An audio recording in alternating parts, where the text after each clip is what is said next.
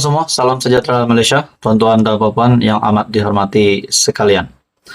Hangat tentang kepimpinan muda ataupun parti muda, presiden muda yang akhirnya menarik sokongan daripada kerajaan perpaduan dan memilih untuk menjadi kuasa ketiga pembangkang. Nah, tuan-tuan dan puan, satu ulasan dari Syahbudin.com yang pasti mengejutkan kepimpinan muda dan ramai. Kuasa ketiga, Syed Saddiq takkan ke mana.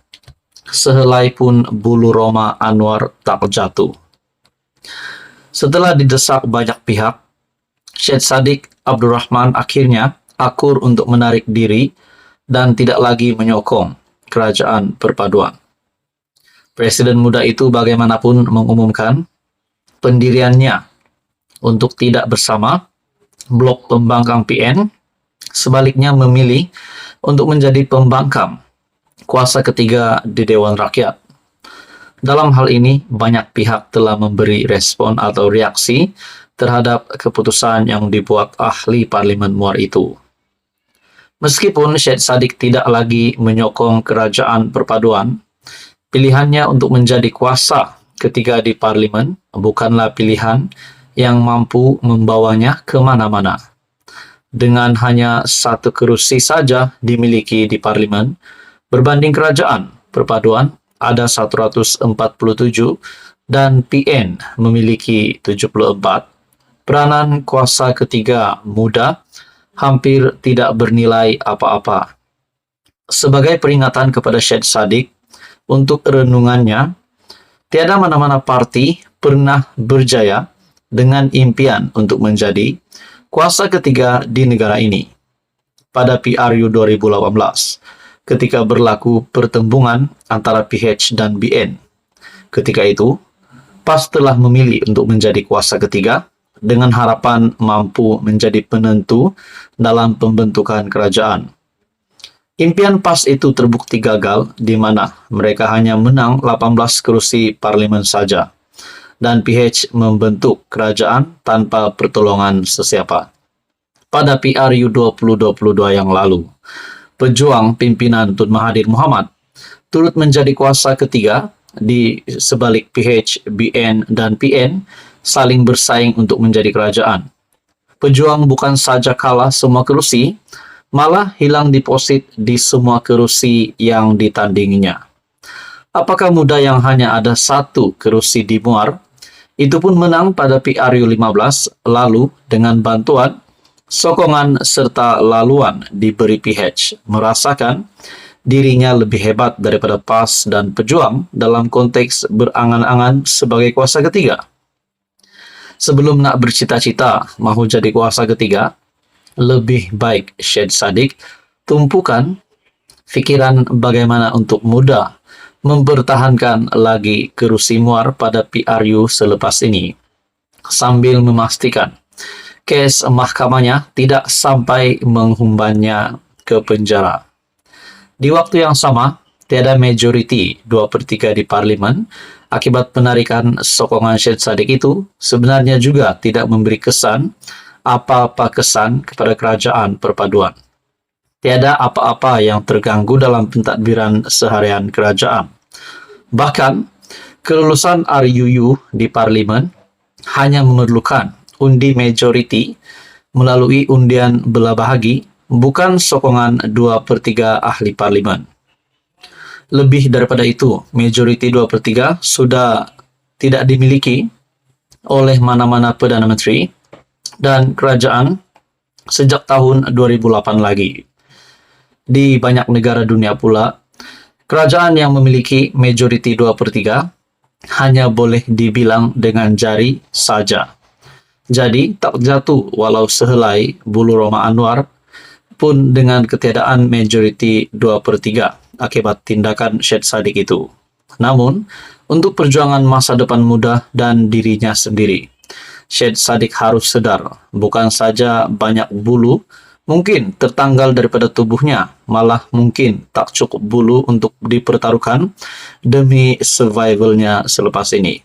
Kecualilah jika beliau tak malu, lalu sedia menjilat PN yang diketuai Mahyadin yang pernah dituduhnya mengheret ke mahkamah sebelum ini semata-mata kerana dia enggan menyokong bekas Perdana Menteri yang gagal itu.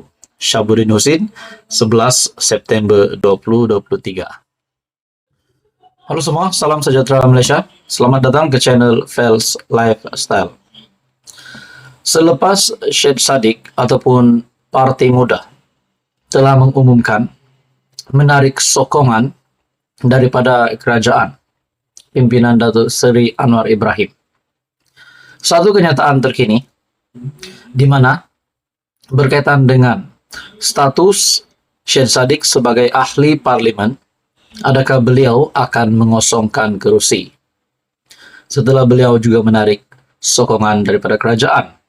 Adakah pilihan raya kecil akan diadakan sekiranya beliau akan menarik kerusi sebagai ahli parlimen?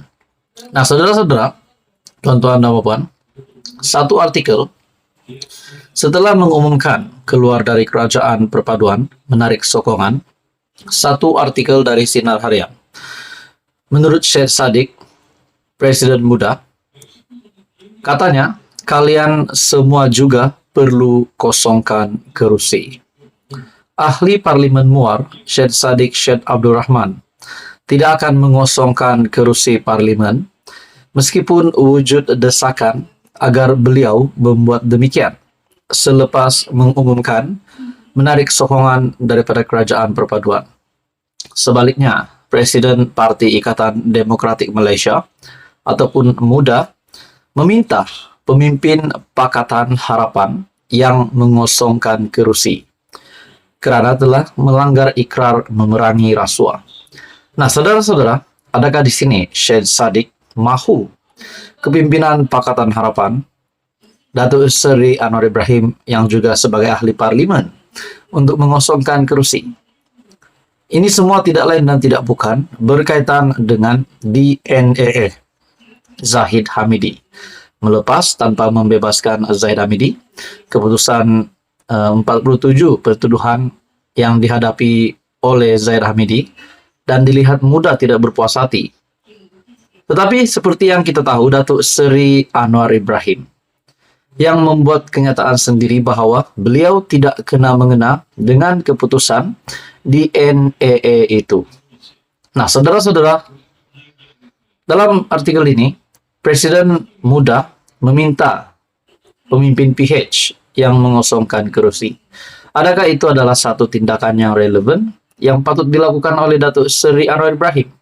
Nah, saudara-saudara, dalam artikel ini, jikalau saya perlu kosongkan kerusi kerana ingin lawan rasuah, saya cadang beli cermin untuk ahli parlimen atau menteri yang kata perkara tersebut.